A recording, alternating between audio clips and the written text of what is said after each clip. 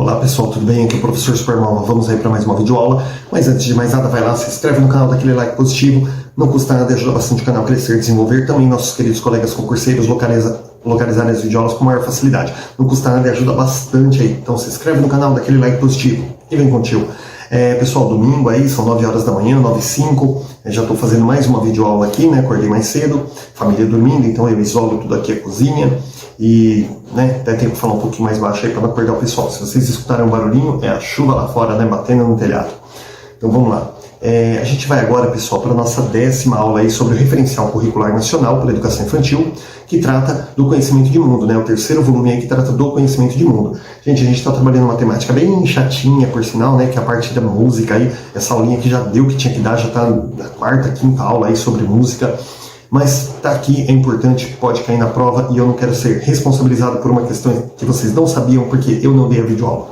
Então vamos lá. Gente, a gente está falando aqui sobre conteúdos, né, da parte da música, e a gente está falando sobre o fazer musical. A gente falou das crianças de 0 a 3 anos, agora vamos trabalhar o fazer musical com as crianças de 4 a 6 anos aí, que é a pré-escola, né, que é 4 e 5 anos na verdade. O 6º ano eles já entram no 1º ano, mas aí eles terminam, né, com 6 anos de idade. Então vamos lá. Nessa fase, ampliam-se as possibilidades de trabalho que já vinham sendo desenvolvidas com as crianças de 0 a 3 anos. Os conteúdos eles podem ser tratados em contextos que incluem a reflexão sobre aspectos referentes a elementos da linguagem musical. Então assim, gente, tudo aquilo que foi trabalhado com as crianças de 0 a 3 anos, que a gente viu na última aula, vai ser trabalhado tudo de novo, mas de uma forma um pouco mais abrangente ali, tá? Desafiando um pouco mais as crianças. Aí nós temos 4 tópicos aqui, que as crianças elas têm que adquirir nesse período da pré-escola, que seriam reconhecimento e utilização expressiva em contextos musicais das diferentes características geradas pelo silêncio e pelos sons. Então a criança, gente, ela não vai reconhecer o som, caracterizar o som, através das 3 partes que a música se divide, que é a harmonia, melodia e ritmo. A criança não vai se apropriar disso. Ela vai se apropriar do quê? Da altura, se é grave, se é agudo, da duração, né, se é curto, se é longo, da intensidade, né, se é forte, se é fraco, e o timbre também, que olha aquilo ali que está tocando é um piano, olha aquilo que está tocando é um violão, né? A criança ela vai ver essas características mais básicas, tá? E não simplesmente harmonia, melodia e ritmo, que é uma coisa extremamente avançada para uma criança de 4 anos. Segundo, reconhecimento e utilização das variações de velocidade e densidade na organização e realização de algumas produções musicais. Então, assim, a criança ela vai começar a perceber a velocidade ali das músicas. Essa música é mais devagar, aquela música é mais rápida. Ela vai começar a se apropriar e ela tem que se apropriar disso também. Tá? Outra coisa aqui, a participação em jogos e brincadeiras que desenvolvam a dança ou a improvisação musical, né? Então, proporcionar às crianças ali que elas possam participar de muitas atividades e brincadeiras aí que desenvolvam a questão da dança, né? Que a criança possa desenvolver essa questão da dança e também da improvisação musical. Mais uma vez pegando no pé daquela questão que eu falei na última aula, né? Que o professor não pode ficar criando ali coreografias para as crianças, tá? Por quê? Porque é muito lindo, maravilhoso, todo mundo fazendo aquela coisa sincronizada, mas para a criança não tem significado nenhum, tá? A criança precisa ser livre. Tá? Tem muitos grupos, pessoal, que tem essa mania que fala assim de falar assim que é livre, né? Nós somos um grupo de pessoas livres aqui. Mas, é preso a regras. É tanta regra que tem ali que a pessoa, na verdade, ela não é livre. E qualquer grupo que você faça parte, gente, você não é livre, você é preso a um monte de regras. Então, por exemplo, você gosta de moto, você quer andar de moto, vá andar de moto com seus colegas. Não monte um motoclube, não entre para um motoclube, porque o motoclube, gente, ele tem compromissos, ele tem regras, ele tem um monte de coisa ali, e aquilo ali faz com que você já não tem mais assim, tipo, eu queria dar uma volta de moto. Não, mas espera aí, não é assim. Se você vai usar o colete do motoclube, você tem que estar acompanhado dos caras, tem que definir um local, Pô, mas eu só queria dar uma volta de moto. Então, mas se quiser dar uma volta, você dá uma volta de moto sem o colete. Se usar o colete no motoclube, tem isso, tem aquilo, tem... Então, quer dizer, já perde aquela coisa da liberdade, né? Uma igreja, por exemplo, nós somos uma igreja de homens livres, pessoas livres. Você não é livre, você é preso a tanta regra ali dentro. Porque olha, se você for ali, fizer tal coisa, aí você vai perder a sua liberdade. Olha, se você fizer isso, então você não é livre. Você não pode fazer o que você quer, né, dentro da nossa Constituição. E a mesma coisa, né? Tem uma brincadeira que fala assim, né, que a pessoa pode escolher ser livre ou ser casado, né? E realmente, gente, ela brincadeiras à parte, faz um pouco de sentido, porque a pessoa que é casada, ela é livre, mas ela é livre de que forma? Junto com o cônjuge dela, né? O homem, por exemplo, ele não pode chegar e falar assim, ó, eu vou lá no forró com meus amigos, aí a esposa fala, mas eu não quero ir, então você fica aí, eu vou sozinho. Não pode, né, gente? Você escolheu casar. Então você tem que andar junto com a sua esposa. Claro, um momento aí que ela fala, não, vai lá, beleza, tal, tudo bem. Mas no momento que o cônjuge, por exemplo, ele desagrada de alguma situação, você não vai fazer, mas sou eu que vou fazer, é o meu corpo, é isso, é aquilo. Não, gente, você escolheu casar, você escolheu dividir uma vida com uma pessoa, né? Isso aí acaba tirando um pouco da sua liberdade, porque você vai ter a liberdade de casado, não a liberdade de solteiro. Muitos casamentos não dão certo porque as pessoas casam e elas querem ter liberdade de solteiro. Aí não dá, né, meu irmão? Ou você é casado ou você é solteiro. Isso serve tanto para o homem quanto para a mulher. Então, brincadeiras à parte, aí, o casamento também tem aquela questão. Você pode até ser livre, mas você é livre junto com a pessoa que você é casado. Né? Você também não pode fazer o que você quer da sua vida porque você escolheu dividir a vida com a pessoa. Né? Então, aquela pessoa ela tem que partilhar das suas decisões ali também. Né? Claro que eu não sou contra o casamento, gente. Olha aqui, ó, casado, né? A esposa tá lá dormindo, né? Então, assim, de forma nenhuma estamos falando mal da instituição, da sagrada instituição do casamento. Mas, assim, é uma coisa que as pessoas brincam, né? Que falam assim, ó, você é livre ou você é casado. Né? Casado você é livre, mas, assim, você tem um conjunto de regras também, né? O homem é casado ali, ele olha uma mulherzinha passando de mini saia, ele estica o olho e a esposa já pá no meio da orelha dele. Então, não pode, né? Então, nós temos regras. Então, quando você vai conceder aqui a criança participar de jogos e brincadeiras aí, essa questão da improvisação musical é a liberdade, deixar a criança dançar do jeito que ela sabe, não falar assim, a sua dança tá errada, você tem que fazer assim, você tem que fazer assim. Então, se você começa a criar regras para a criança, já perde o sentido, tá bom? Entra uma coisa mecanizada. Por último aqui, pessoal, um repertório de canções para desenvolver memória musical. Ou seja, você tem um repertório de canções ali que a criança possa aprender e repetir, e imitar, e voltar a cantar, e voltar a dançar, e voltar a ouvir, para que ela possa ali se apropriar daquilo e se apropriar da memória musical dela também. Claro que ela vai expandir esse repertório, mas de começo, né, procurar sempre tocar as musiquinhas ali para que a criança ela possa ir desenvolvendo sua memória musical, se apropriando daquilo. A gente vai falar aqui agora sobre as orientações didáticas para as crianças de 4 a 6 anos. O fazer musical, ele requer atitudes de concentração e desenvolvimento com as atividades propostas.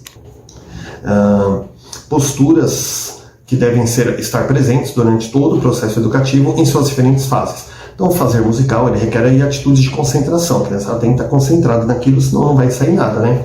E ela tem que ter também um envolvimento com as atividades propostas. Se a criança ela não está interessada naquilo, gente, você pode bater o pé e fazer, não é bater na criança não, bater o pé, bater a mão ali, a criança não vai progredir naquela atividade, tá? Ela tem que estar envolvida com aquilo.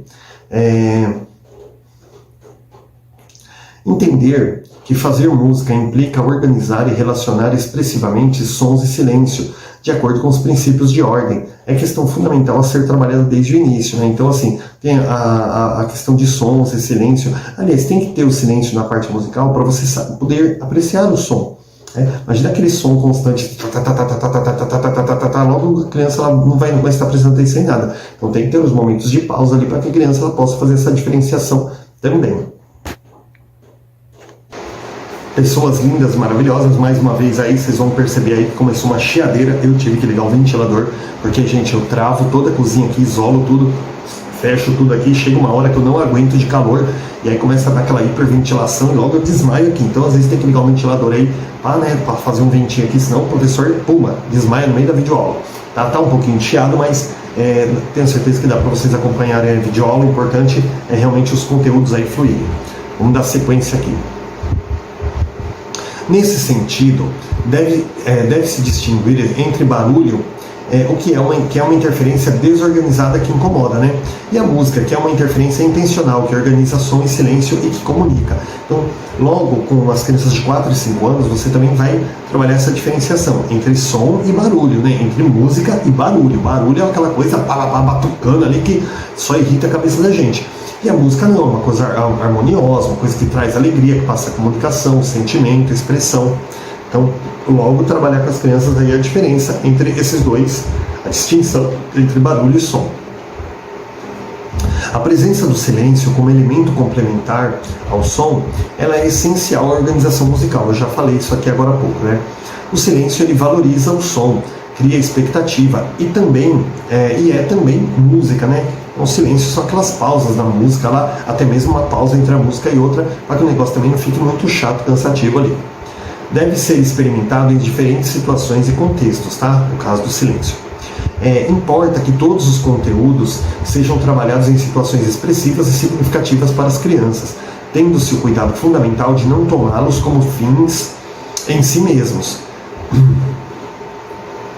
Então todos os conteúdos aí de gênero musical, aliás, de qualquer gênero, mas aqui a gente está falando da música, eles têm que ser trabalhados em situações expressivas, de estar expressando alguma coisa para a criança, e significativa também. Tá? Trabalhar por trabalhar, empurrar conteúdos ali para encher buracos ali durante o período de escolar, gente, acaba tornando a coisa ali, né, além do desprazer da criança em aprender, também acaba se torna uma coisa chata, uma coisa sem sentido ali. Um trabalho com diferentes alturas, por exemplo, só se justifica se ele for realizado num contexto musical, que pode ser uma proposta de improvisação que valorize o contraste entre sons graves e agudos, né? Ou de interpretação de canções que enfatizem o movimento sonoro, entre outras possibilidades. Então, assim, você trabalhar com diferentes alturas de som, né? Só se realmente a intenção for essa, mostrar que existe ali a diferenciação, tá? Não se ficar simplesmente trabalhando com diversas alturas aí de som sem um significado um significado justo ali para as crianças, então a criança não vai entender nada, não vai se apropriar de nada e realmente vai tornar uma aula mais chata para ela.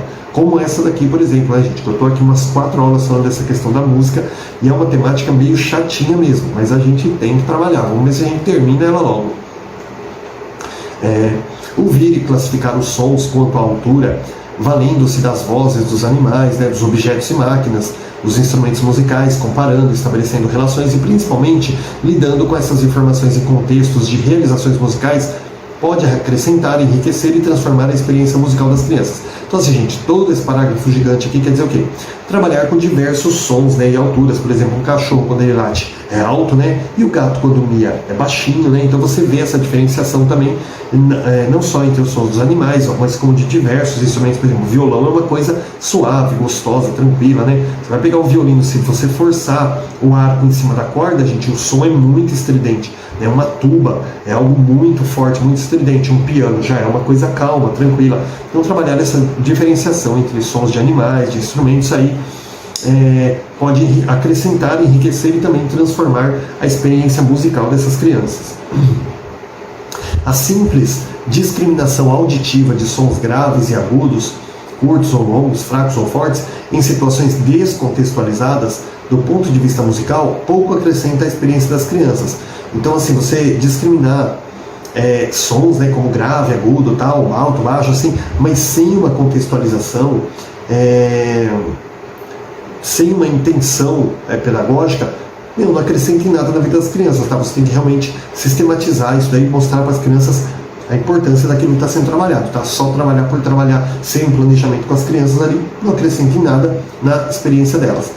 Exercícios com instruções, como por exemplo transformar-se em passarinho ao ouvir sons agudos, em elefante, né, quando ouvir sons graves, né, ilustram o uso inadequado em sentido de conteúdos musicais, tá? Então quando você fala assim, olha gente, quando vocês ouvirem um som agudo, vocês vão imitar um passarinho, quando vocês ouvirem um som grave, vocês vão imitar um elefante. Gente, pouco acrescenta, cara. Tá? Não tem nada a ver, mesmo até porque o elefante, quando ele solta aquele rugido dele lá, que eu não sei bem o que o elefante faz, né, mas quando ele solta aquele rugido dele, é uma coisa aguda. Então, você, por exemplo, fazer uma ligação do elefante com um som grave só porque o elefante é grande e pesado, gente, é um bom exemplo aí de que não funciona, tá? É uma coisa, um uso inadequado aí no sentido desses conteúdos musicais. Em princípio, todos os instrumentos musicais eles podem ser utilizados no trabalho com a criança pequena, procurando valorizar aqueles presentes nas diferentes regiões, assim como aqueles construídos pelas crianças, né? Então todos os instrumentos musicais eles podem ser utilizados aí no trabalho com a criança pequena, principalmente aqueles que pertencem à região, né, da qual a criança convive. Podem ser trabalhadas algumas noções técnicas, como o meio de obter a qualidade sonora, ou o que deve ser explorado em contato com qualquer fonte produtora de sons, tá? Então, mostrar para a criança uma forma melhor ali de extrair o som de um instrumento, de um objeto, tá? pode ser trabalhado e é muito significativo. Assim, tocar um tambor de diferentes maneiras, por exemplo, variando a força, modos de ação, como tocar diferentes baquetas com as mãos, ponta dos dedos, especialmente experimentando o ouvido e seus resultados, é um caminho importante para o desenvolvimento da técnica, aliada à percepção da qualidade de sons produzidos. Então, um tambor, por exemplo, você bater ele com a baqueta mais forte ou mais fraco, trocar a baqueta, pegar uma baqueta mais leve ou uma mais pesada, vai mostrando as diversas alterações de som, bem como bater o tambor com a mão, com a ponta dos dedos, com a palma, vai mostrando a diferenciação de sons das crianças, também com o uso da força, mais forte ou mais fraco. Deve-se promover o crescimento e a transformação do trabalho a partir do que as crianças podem realizar com os instrumentos. Então, promover aí esse crescimento, essa transformação do trabalho a partir do momento que você vê o que as crianças já conseguem fazer com determinados instrumentos ali, Numa atividade de imitação, por exemplo, ao perceber que o grupo ou uma criança não responde com precisão a um ritmo realizado pelo professor, o professor deve guiar-se pela observação das crianças em vez de repetir e insistir exaustivamente na sua proposta inicial. Então, quando ele está trabalhando um ritmo ali e vê que tem crianças ali que não acompanham, ele tem que rever isso, ver a observação das crianças, e guiar pela observação delas e não ficar insistindo naquilo até que a criança se aproprie. Uma vez que a criança não entendeu, você pode voltar aquela coisa pelo mesmo caminho 10 vezes que ela não vai compreender. O gesto e o movimento corporal estão intimamente ligados e conectados ao trabalho musical. Então, questão de gesto e movimentação corporal, eles são muito ligados aí ao trabalho musical. A realização musical, ela implica tanto em gesto como em movimento, porque o som é também gesto e movimento vibratório, e o corpo traduz em movimento os diferentes sons que percebe. Não preciso explicar isso aqui, gente, mas está muito claro. Os movimentos de flexão, balanceio, torção, estiramento, e os de locomoção, como andar, saltar, correr, saltear, estabelecem relações diretas com os diferentes gestos sonoros. Gente, essas aulas que eu estou fazendo sobre música, elas são bem mais fáceis do que o que está escrito aqui. O que está escrito aqui é tão técnico que eu sei que fica chata a aula, às vezes vocês não têm uma compreensão legal. Eu, que sou professor de música, fico meio de saco cheio de fazer essas aulas aqui. Mas assim, está mostrando as diversas formas corretas para trabalhar com a criança e as formas inadequadas que muitas vezes os professores trabalham e que mais prejudicam as crianças. Não é que prejudica, não acrescenta nada ou acrescenta pouco ali na vida das crianças, tá? Então, na hora de trabalhar é bem mais fácil do que parece aqui. As crianças, elas podem improvisar a partir de um roteiro extramusical ou de uma história, nos jogos de improvisação temática, desenvolvido a partir de ideias extramusicais, de cada timbre. Aqui está falando muito assim, sobre as qualidades sonoras, tá? Um pouquinho mais forte, um pouquinho mais fraco. É que é um parágrafo de 8 linhas, gente, mas está falando sobre as qualidades sonoras, Quando você vai trabalhar com as crianças, um som mais forte, um som mais suave, quando cada um deve ser usado ali, tá? E também produzir ali impulsos sonoros, sugerindo ali, por exemplo, pingos de chuva, realizando ali um ritmo de galope, para sonorizar o trotar de cavalos, Então, pode também procurar fazer com que as crianças busquem imitar sons reais aí. Podem vivenciar contrastes entre alturas ou intensidades de som, ritmo, som e silêncio, a partir de propostas especificamente musicais. Os jogos de improvisação, eles podem também ser realizados com materiais variados, como instrumentos confeccionados pelas crianças também, Você pega os potinhos de Danone lá, sacode, com um pouquinho de arroz ou feijão dentro, para que faça sons também. Os materiais disponíveis que produzem sons, os sons do corpo, a voz, Então a criança usar também ali o próprio corpo para emitir sons,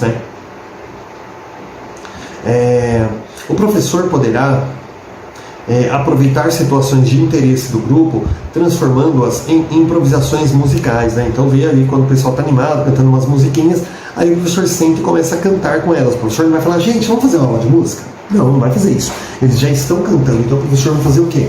Vai entrar e começar a cantar junto com as crianças e a partir dali ele observar a evolução delas. Ele poderá, por exemplo, explorar os timbres de elementos ligados a um projeto sobre o fundo do mar, a água do mar, né? Momentos ali que passa um peixe, que passa um tubarão, lidando aí com a questão também da organização do material sonoro e do tempo, no tempo e no espaço, e permitindo que as crianças aproximem do conceito da forma. Então, assim, quando a pessoa está trabalhando, né, uma questão do fundo do mar, as crianças vão trabalhando o som e falam: olha, passou um peixinho, gente, como que é o barulho do peixinho? E as crianças vão fazer blu, blu, blu, aí passou um tubarão, né? Aí as crianças normalmente vai fazer. Então eles vão explorando o som também, tá? Então você pode aí trabalhar um projetinho ligado aí a vários temas, né? Como, por exemplo, o fundo do mar aqui, que é um exemplo que eles deram. Deverão ser propostos também jogos de improvisação que estimulem a memória auditiva e musical, assim como a percepção da direção do som no espaço. Tá? Então, por exemplo, assim, de onde veio esse som, né? De qual parte da sala? A pessoa escuta um barulhinho, olha, veio de lá de fora, olha, mas veio da janela ou veio da porta? Então, trabalhar isso também com as crianças. O professor, ele pode estimular a criação de pequenas canções, em geral aí estruturadas, né, tendo por base a experiência musical que as crianças vêm acumulando, né? Então ele pode também estimular aí que as crianças façam pequenas composições, criem uma musiquinha, né? Trabalhar com rimas, por exemplo, é interessante e envolvente, né? Então, buscar rimas ali para que as crianças cantem uma musiquinha procurando rimar, né, palavras ali que combinam. As crianças, elas podem criar pequenas canções fazendo rimas com seus próprios nomes, né? E com o nome dos colegas também, né? Com nomes de frutas, cores, né? Por exemplo, você pega ali rimar Rafael com Samuel, né? Samantha com Amanda. E aí você vai fazendo essas pequenas rimas, aí as crianças vão ficar maravilhadas com aquilo e vão buscar ampliar o seu repertório também. Também pode usar em nomes de frutas, cores, né? E por aí afora. Assuntos e acontecimentos vivenciados no dia a dia também podem ser temas para novas canções, tá? Então, outra sugestão aqui. O professor deve observar o que e como cantam as crianças, tentando aproximar-se ao máximo de sua intenção musical. Então, o professor observar aí o que as crianças cantam e como elas cantam aí, procurando se aproximar ali para ver qual que é a tendência musical que agrada as crianças, de modo que ele possa direcionar o aprendizado para essas tendências. Assim ele vai despertar muito mais aí, com maior facilidade, o desejo das crianças pelo tema, né, da musical. Muitas vezes as linhas melódicas criadas, elas contam apenas com 2 ou 3 sons diferentes, em sintonia com a percepção musical, experiência e modo de expressar infantis. Então, muitas vezes a criança ela canta a musiquinha, gente, e a musiquinha não sai daquilo ali, né? Por exemplo, assim: eu estou a voar, eu estou a brincar, pego minha boneca. Ele vai cantar uma música inteira só com essas 3 notinhas aí, 3 ou 4 notinhas, né? Três notas, né? Mi, Fá, Mi, só Mi, Fá, Mi. Ele vai pegar essas 3 notinhas só e ele vai cantar a música inteira só nisso, né? A música não sai desse ritmo, mas é importante a gente valorizar também, ó, porque as linhas melódicas das crianças muitas vezes elas são acompanhadas aí de 2 ou 3 sons diferentes, tá? Então, mas isso não quer dizer que a criança ela não vai se apropriando, tá bom? Uma outra atividade interessante é a sonorização das histórias. Eu já falei sobre isso aqui também. Para fazê-lo, as crianças precisam organizar uma forma expressiva, um material sonoro, trabalhando a percepção auditiva, a discriminação e a classificação de sons. Então, assim, você musicalizar a história, né, também. Contar uma história em formato de música, ou até também, como eu falei, né, aí de repente chegou o cavalo. Como faz o cavalo? Aí aí ele estava andando, aí passou, tinha um cachorro. Como é que faz o cachorro? Au, au, au, au. E aí eles vão também inserindo esses sons. Claro, gente, nunca sistematizando, sempre procurando dar liberdade para as crianças. Também no meio da história você fala assim: aí o cavaleiro estava andando, aí sabe o que aconteceu? O que aconteceu, Samuel? Aí o Samuel fala assim: apareceu uma bruxa. Então eles também têm que entrar, né, participar da criação da história.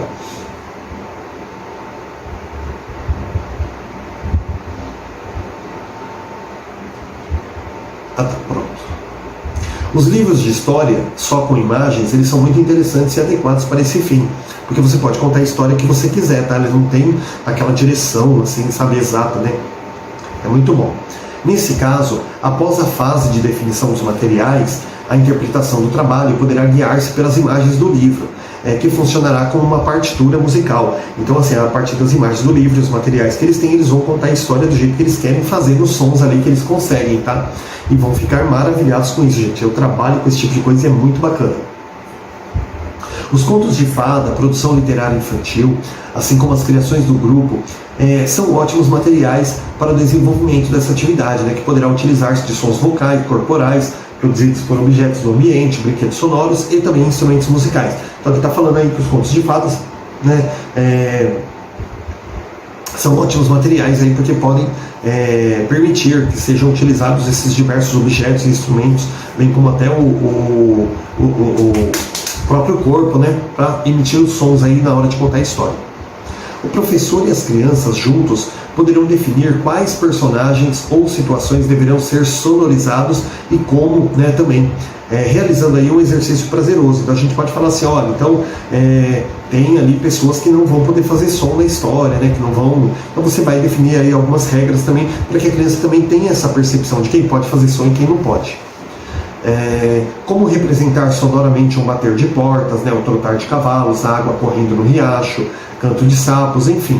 A diversidade de sons presentes na realidade e no imaginário das crianças é a atividade que envolve e desperta a atenção, a percepção e a discriminação auditiva. Tá? Então está aqui falando que as formas, diversas formas de expressar o som, de representar o som aí, né,